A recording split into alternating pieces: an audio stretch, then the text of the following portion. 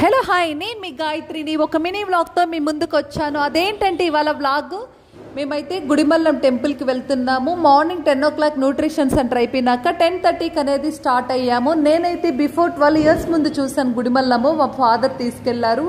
మా హస్బెండ్ అంటే మా స్వామి చూడలేదంటే సరే బయలుదేరేసాము, సండే హాలిడే ఇంకా అని. సో పాపాయనడపేట, పుత్తూరు ఇవన్నీ దాటుకున్న తర్వాత వస్తుంది గుడిమల్లము. డైరెక్ట్ మ్యాప్ పెట్టేసుకొని కార్లో స్టార్ట్ అయిపోయాము. కొన్ని ఏరియాస్లో వర్షం వస్తుంది, కొన్ని ఏరియాస్లో వర్షం లేదు. చాలా బాగుంది క్లైమేట్.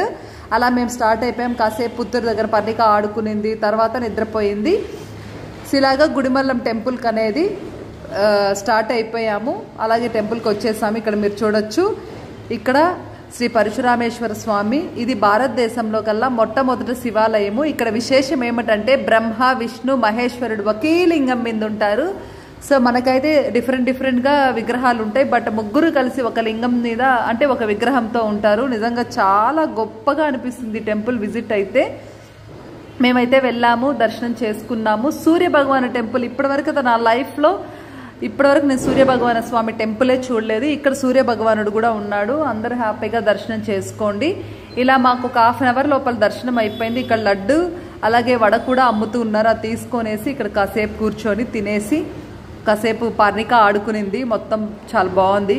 అక్కడ కొన్ని రకాలైన లెటర్స్ అంటే సంస్కృతంలో, తమిళ్లో ఇలా రకరకాలుగా మిక్సింగ్ అయినట్టుంది. అవన్నీ కూడా చూసాము. చాలా బాగా అనిపించింది. చాలా ప్రశాంతంగా ఉంది. అలాగే స్వామివారి అలంకరణ కూడా చాలా బాగుంది.